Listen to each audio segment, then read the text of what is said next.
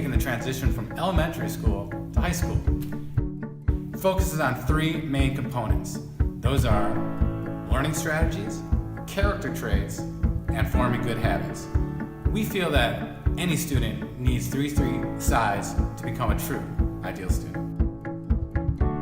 The Ideal Student Workshop is unique in terms of the way we teach the lessons to students. We have lectures, we have discussions, we show videos and ask students to talk about what they learned from the videos. We have tons of different exercises and activities that they do. But one of my favorite things is the games that they play. We design the games in such a way that they learn almost in spite of themselves. So, for example, they might begin a game and think this is just totally for fun. But by the end of it, they've had all these aha moments where they realize that there's much more that went into the game than they even realized.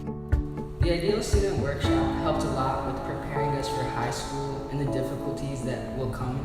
We're learning things how to have a good relationship with our teachers, how to manage our time, study skills. To be independent. How to organize my notes, how to start notes, and how to pay attention in class so I can actually write those notes down so I can pass my test.